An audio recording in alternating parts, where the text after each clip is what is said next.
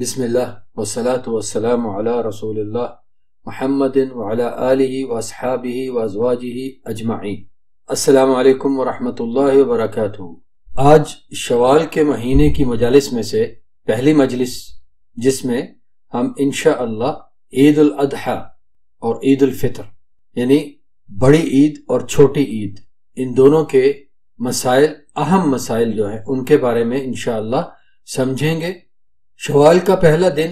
چھوٹی عید ہوتی ہے، عید الفطر، اور ایک ہی بیان میں دونوں عیدوں کے مسائل کو جمع کرنے کا سبب یہ ہے کہ بہت سے مسائل دونوں عیدوں کے لیے ایک ہی جیسے ہیں، تو بجائے اس کے کہ دونوں کو الگ الگ بیان کیا جائے ایک ہی بیان کی صورت میں پیش کیا جا رہا ہے۔ اللہ تبارک و تعالی ہم سب کو سمجھنے کی اور سمجھ کر اپنانے کی اور اس پر عمل پیرا رہنے کی توفیق عطا فرمائے۔ کل ملا کر یہ تقریباً 33 مسائل بنتے ہیں، تو بات یقیناً کچھ طویل ہو جائے گی، اس لیے آپ سب سامعین کرام اپنی توجہ کو ذرا جمع کیے رکھیے گا۔ حسب معمول میں کوشش تو کروں گا انشاءاللہ کہ بات مختصر ہی رہے۔ تفصیلات جاننے کے لیے آپ اس بیان کا جو کتابی مضمون کی صورت میں نسخہ ہے اس کا مطالعہ فرما سکتے ہیں، جو میرے بلاگ پر بھی موجود ہے اور دیگر کئی ویب سائٹس پر بھی موجود ہے، وَلِلَّهِ الْحَمْدُ وَالْمِنَّةُ۔ تو سب سے پہلے ہم آتے ہیں پہلے مسئلے کی طرف، اور وہ کیا ہے کہ عید کی نماز کی شرعی حکم کیا ہے، اس کی شرعی حیثیت کیا ہے، اس کا شرعی حکم کیا ہے۔ اس میں پہلا مسئلہ یہ ہے کہ عید کی نماز ہر ایک مسلمان پر واجب ہے، کیونکہ اللہ کے آخری نبی اور رسول کریم محمد صلی اللہ علیہ وعلا آلہ وسلم نے خود کبھی بھی کسی بھی عید کی نماز نہیں چھوڑی اور دوسروں کو یہ نماز پڑھنے اور اس کا مشاہدہ کرنے کا شدید حکم دیا ہے۔ اور اس کی دلیل ام عطیہ رضی اللہ تعالی عنہا سے روایت کردہ یہ حدیث شریف ہے کہ امرنا رسول اللہ صلی اللہ علیہ وسلم ان نخرجہن فی الفطر والاضحیٰ العواتق والحید وزوات الخدور فاما الحید فیعتزلن الصلاة ویشہدن الخیر ودعوت المسلمین۔ یعنی رسول اللہ صلی اللہ علیہ وسلم نے ہمیں عورتوں کو حکم فرمایا کہ ہم سب کی سب عید الاضحیٰ اور عید الفطر یعنی بڑی عید اور چھوٹی عید میں مصلی کی طرف جائیں۔ نئی بالغ ہونے والی لڑکیاں اور حیض یعنی ماہواری کی حالت والیاں اور جوان کنواریاں سب کی سب مصلی جائیں، لیکن حیض والی عورتیں نماز نہ پڑھیں بلکہ مسلمانوں کی خیر اور دعوت کا مشاہدہ کریں، یعنی نماز کی جگہ سے ذرا ہٹ کر تھوڑا دور رہ کر مسلمانوں کی خیر اور دعوت اسلام کی تبلیغ اور اس پر عمل کا مشاہدہ کریں۔ تو ام عطیہ رضی اللہ تعالی عنہ نے نبی علیہ الصلوۃ والسلام سے گزارش کی کہ یا رسول اللہ احدنا لا یکون لها جلباب، کہ ہم میں سے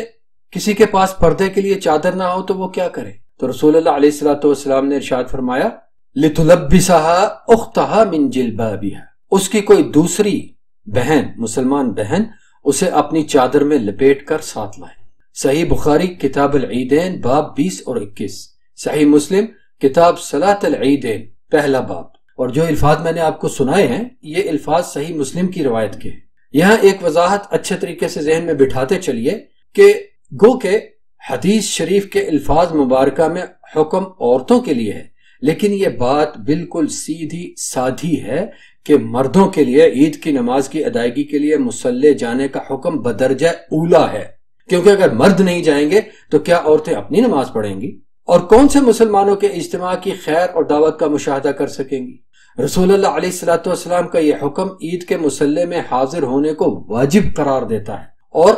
اس حاضری کا سبب عید کی نماز ادا کرنا ہے، لہٰذا عید کی نماز ہر مسلمان پر واجب ہے، فرض کفایہ نہیں اور نہ ہی سنت۔ جمعہ کے دن اگر عید کی نماز آ جائے تو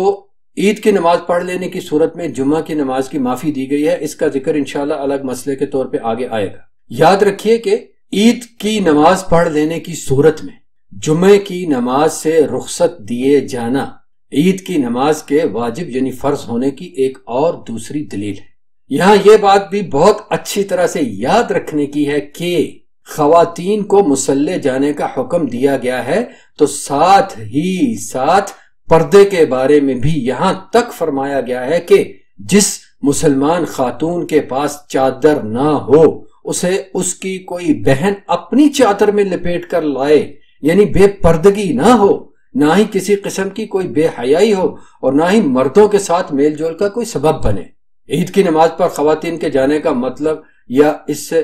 یہ ہرگز اخذ نہیں کیا جا سکتا کہ جیسے مرد حضرات اپنی زینت، اپنی سجاوٹ اختیار کر کے مصلی پہ عید کی نماز پڑھنے کے لیے جاتے ہیں، خواتین بھی ویسے چلی جائیں گی، نہیں، بلکہ خواتین کو اپنی اپنی چادروں میں لپٹ کر جانے کا حکم دیا گیا ہے۔ اور حکم کی شدت یہ ہے کہ اگر کسی مسلمان عورت کے پاس اپنی چادر نہیں تو اسے اس کی کوئی مسلمان بہن اپنی چادر میں لپیٹ کر لے جائے، لیکن بے پردگی نہیں ہونی چاہیے۔ اب آتے ہیں اگلے مسئلے کی طرف، اور وہ یوں ہے کہ عید کا دن تابع فرمانی کرنے کا دن ہے، اسلامی عزت اور وقار کا اظہار کرنے کا دن ہے، نہ کہ اللہ اور اس کے رسول علیہ الصلوۃ والسلام کی نافرمانی کرنے کا، اور نہ ہی کافروں کی غلامی میں ان کی نقالی کے اظہار کرنے کا۔ عید کے دن کھیل کود، تفریح وغیرہ جائز ہے۔ اس کی تفصیل عید سے متعلق دوسرے کچھ اور بیانات میں کی جا چکی ہے، جن میں سے ایک کا عنوان ہے کہ عید اگر اس طرح منائی جائے تو کیا حرج ہے، اور دوسرے کا عنوان ہے اللہ کی نعمتوں پر شکر اس طرح تو نہیں کیا جاتا۔ ان دونوں بیانات میں عید کے دن کھیل کود اور تفریح وغیرہ جائز ہونے کے بارے میں اچھی تفصیل بیان کر دی گئی ہے،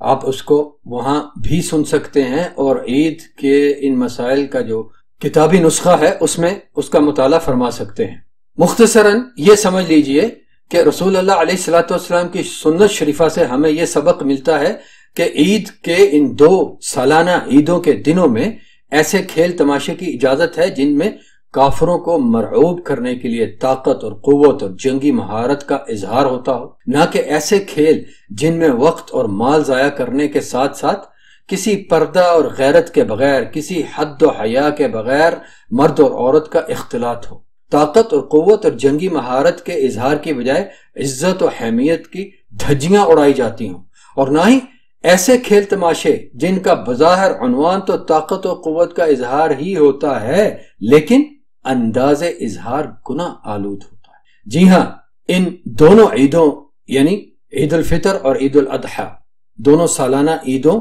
کے دنوں میں مسلمانوں کو اجازت دی گئی ہے کہ وہ دف وغیرہ بجا لیں اور ایسا کلام پڑھ لیں جس میں شرک و کفر، بے حیائی اور جھوٹ وغیرہ نہ ہو،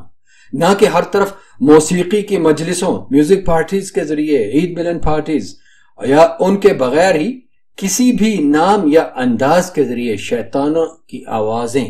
شیاطین کی آوازیں یعنی موسیقی کے آلات، میوزک انسٹرومنٹس کی آوازیں بلند کی جائیں،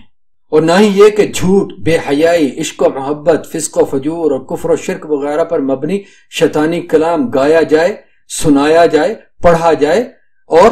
یک جنسی یا 2 جنسی رقص کی محفلیں سجائی جائیں جن میں مرد و عورت باہم رقص کرتے ہوں، اور نہ ہی یہ کہ جسے اپنی عزت کا موتی پردے میں چھپا کر رکھنے کا حکم ہے وہ خوشی کے نام پر اپنا انگ انگ سب کو دکھاتی رہے اور نامحرم مردوں کے ہاتھوں میں کھیلتی رہے، اور نہ ہی یہ کہ دین اور محبت رسول کا نام لے کر نوجوان مسلمان بچیاں یا مسلمان خواتین بن ٹھن کر ہزاروں لاکھوں لوگوں کے سامنے اپنی آواز میں لہک لہک کر نام نہاد نعتیں پڑھتی رہیں۔ ایسا کچھ بھی کرنے کی ہمیں کوئی گنجائش نہیں دی گئی۔ جی ہاں، ان دونوں سالانہ عیدوں یعنی عید الفطر چھوٹی عید اور عید الاضحیٰ بڑی عید، قربانی والی عید،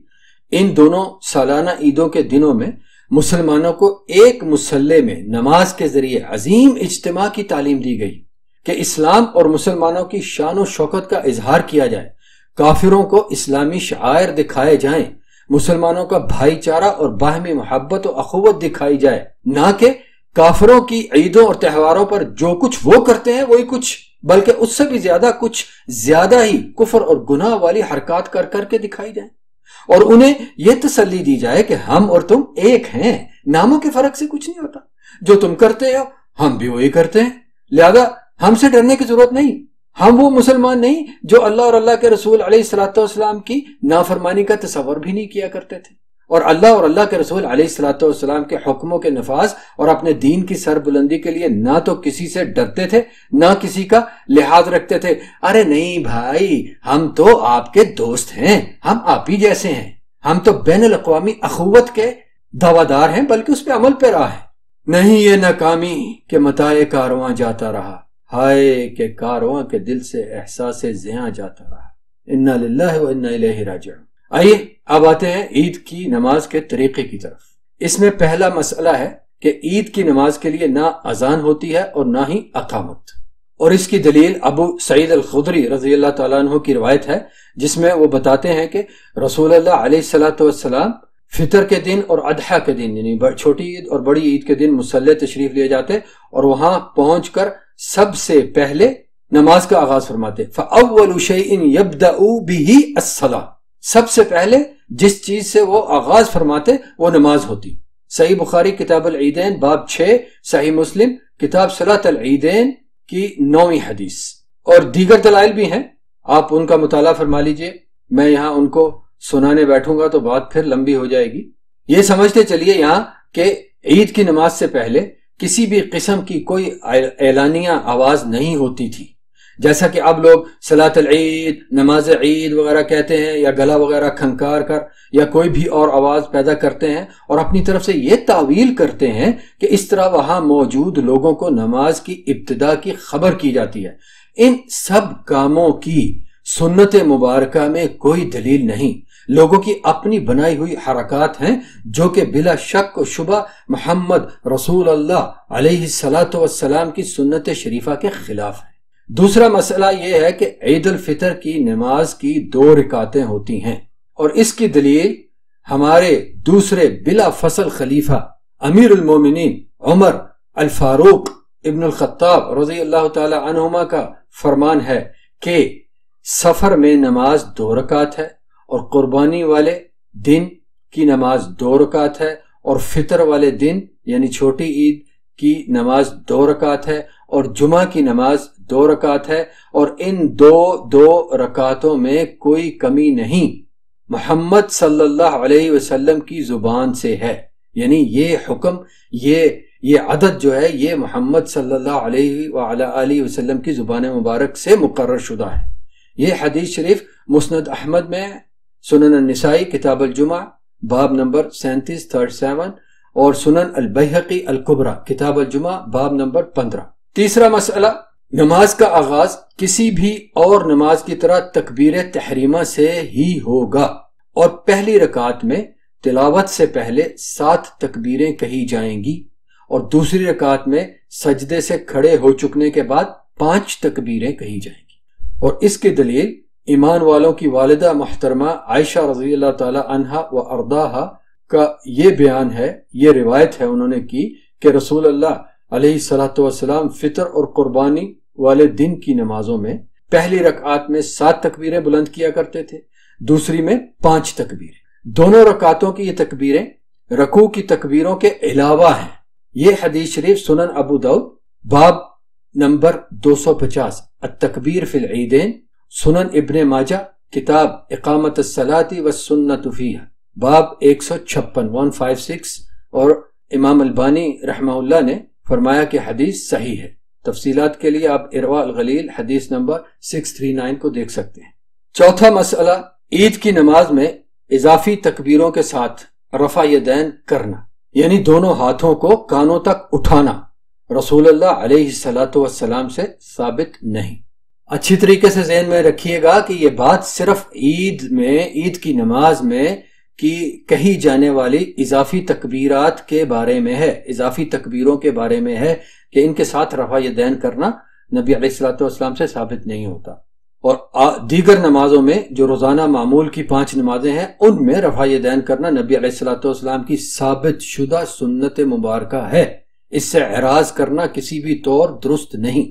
اس سے پہلے جو بات آپ کو جو مسئلہ سنایا گیا وہ اضافی تکبیروں کے بارے میں، اس کے بارے میں یہ ایک بات بھی ذہن میں رکھیے گا کہ اضافی تکبیروں کے بارے میں فقہا کے 3 اقوال ہیں۔ وہ یہ کہ دونوں رکعات میں 3 اضافی تکبیریں ہیں، پہلی رکعت میں 6 اضافی اور دوسری میں 4 اضافی، یہ دوسرا قول ہے۔ تیسرا یہ کہ پہلی رکعت میں 7 اضافی اور دوسری میں 5 اضافی تکبیریں ہیں۔ سبھی فقہاء کرام کے پاس اپنی اپنی دلیل ہے۔ اس ساری بحث کو اگر دیکھا جائے تو اس کا لب لباب یہ ہے کہ پہلی رکعت میں 7 اضافی تکبیریں بھی درست ہیں اور 6 اضافی تکبیریں بھی درست ہیں، اور دوسری رکعت میں 5 اضافی تکبیریں بھی درست ہیں اور 4 اضافی تکبیریں بھی درست ہیں۔ تو اب ان میں سے جو عدد بھی اپنایا جائے گا انشاءاللہ وہ درست ہوگا۔ عید کی نماز کی ادائیگی کے طریقے میں سے 5واں مسئلہ یہ ہے کہ نماز عید کی اضافی تکبیروں کے درمیان کوئی خاص ذکر کرنا، یہ عمل بھی رسول اللہ علیہ السلام سے ثابت نہیں، لیکن عبداللہ ابن مسعود رضی اللہ تعالیٰ عنہ سے ثابت ہے کہ وہ ہر 2 تکبیروں کے درمیان اللہ کی حمد و ثنا کرتے اور رسول اللہ علیہ السلام پر صلاۃ فرماتے۔ تو اگر کوئی ایسا کرتا ہے تو ہم اس پر انکار نہیں کر سکتے، کیونکہ یہ ایک صحابی کے عمل سے ثابت ہے۔ چھٹا مسئلہ یہ کہ تکبیروں کے بعد سورۃ الفاتحہ اور پھر اس کے بعد یا سورۃ الاعلی سبح اسم ربک الاعلی یا هل اتاک حدیث الغاشیہ، یہ دونوں پڑھی جائیں گی، اور یا سورۃ قاف والقرآن المجید اور سورۃ القمر اقتربت الساعۃ وانشق القمر۔ پہلی 2 صورتوں کے پڑھے جانے کا جو حوالہ ہے وہ صحیح مسلم کی کتاب الجمعہ کی حدیث ہے باب نمبر 16 میں سے، اور دوسری 2 صورتیں سورۃ قاف اور سورۃ القمر، ان کے پڑھے جانے کا حوالہ صحیح مسلم کتاب صلاۃ العید کی باب نمبر 3 میں موجود ایک حدیث ہے۔ 7واں مسئلہ وہ یہ کہ اس کے علاوہ عید کی نمازیں باقی نمازوں کی طرح ہی ہیں اور کوئی فرق نہیں ہے، یعنی اضافی تکبیرات کے علاوہ عید کی نمازیں باقی نمازوں کی طرح ہی ہیں اور کوئی فرق نہیں ہے۔ 8واں مسئلہ، اگر کسی کی عید کی نماز رہ جائے، خواہ کسی وجہ سے یا جان بوجھ کر چھوڑی ہو، تو وہ 2 رکعت نماز پڑھے گا۔ اس کی تفصیل جاننے کے لیے صحیح بخاری کتاب العیدین باب 25 کا عنوان اور فتح الباری جو کہ صحیح البخاری کی شرح ہے امام ابن حجر الاسقلانی رحمہ اللہ کی، اس میں اگر اسی باب کی تشریح کو دیکھا جائے تو وہاں پوری مکمل تفصیل مل جاتی ہے ان دونوں مسائل کی۔ 9واں مسئلہ یہ ہے کہ اگر کوئی شخص امام کے ساتھ عید کی نماز نہ پڑھ سکا ہو تو وہ کیا کرے؟ اس سوال کے جواب میں، اس مسئلے کے جواب میں ہمیں 3 اقوال ملے۔ شافعی مذہب کے مطابق اگر کوئی شخص امام کے ساتھ نماز عید نہیں پڑھ پایا تو وہ نماز عید کی نیت سے 2 رکعت نماز پڑھے گا، گو کہ وہ باجماعت نماز کی فضیلت حاصل نہیں کر سکے گا، لیکن وہ اکیلے ہی نماز عید پڑھے تاکہ اسے نماز عید کی فضیلت مل سکے۔ اور حنفی مذہب کے مطابق اگر کوئی امام کے ساتھ نماز عید نہیں پڑھ سکا تو اسے خود نماز قضا کر کے پڑھنے کی ضرورت نہیں۔ یہ دونوں باتیں ہمیں شرح تراجم ابواب البخاری کے صفحہ نمبر 80 پر ملتی ہیں۔ اور امام مالک علیہ رحمت اللہ کا فتویٰ ہے کہ اگر کسی کی نماز عید رہ گئی تو ضروری نہیں کہ وہ اسے خود سے پڑھے، نہ ہی مصلی میں اور نہ ہی گھر میں، لیکن اگر کوئی خود اپنی نماز عید پڑھے، عورت ہو یا مرد، تو میں کہتا ہوں، یعنی امام مالک علیہ رحمت اللہ وہ کہتے ہیں کہ وہ شخص یا عورت ثابت شدہ سنت کے مطابق پہلی رکعت میں تلاوت سے پہلے 7 تکبیریں کہے اور دوسری رکعت میں تلاوت سے پہلے 5 تکبیریں کہے۔ اور امام مالک علیہ رحمت اللہ کا یہ قول، یہ فتویٰ موطا مالک میں کتاب العیدین کے باب نمبر 9 میں ہے۔ 10واں مسئلہ، نماز عید سے پیچھے رہ جانے والا جتنی نماز سے رہ گیا اسے نماز کی کیفیت کے مطابق مکمل کرے گا،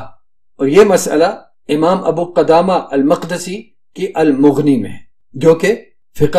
حنبلیہ کے ایک بہت بڑے امام ہو گزرے ہیں۔ تو 4 بڑے مذاہب میں سے 3 مذاہب کی یہ بات ہوئی کہ جس کی نماز عید رہ گئی ہو وہ نماز عید اپنی خود سے پڑھے گا۔ 11واں مسئلہ، نماز عید کی اضافی تکبیریں سنت ہیں اور ان کے درمیان ذکر صحابی کی سنت ہے، دونوں ہی واجب یا فرض نہیں ہیں۔ اگر یہ تکبیریں رہ جائیں بھول کر یا جان بوجھ کر، اگر کوئی یہ تکبیریں چھوڑ دیتا ہے تو نماز باطل ضائع نہیں ہوگی۔ یہ بات بھی امام ابو قدامہ المقدسی کی المغنی میں مذکور ہے۔ لیکن یہ بات یقینی ہے کہ جان بوجھ کر یہ اضافی تکبیریں چھوڑنے والا رسول اللہ علیہ الصلوۃ والسلام کی سنت مبارکہ کا مخالف قرار پائے گا۔ یہاں ہم آج کی اس گفتگو کو روکتے ہیں اور انشاءاللہ اگلے حصے میں دوسرا حصہ جو ہوگا اس گفتگو کا، اور وہ انشاءاللہ آخری حصہ ہوگا، اس حصے میں عید کی نماز کے وقت کے مسائل کے بارے میں بات شروع کریں گے اور انشاءاللہ باقی کے تمام مسائل کو جان اور سمجھ لیں گے۔ اللہ سبحانہ و تعالی ہم سب کو حق جاننے، ماننے، اپنانے اور اسی پر عمل پیرا رہتے ہوئے اس کے سامنے اس کے حضور میں حاضر ہو کر اس کی رضا پانے والوں میں سے بنائے۔ والسلام علیکم ورحمۃ اللہ وبرکاتہ۔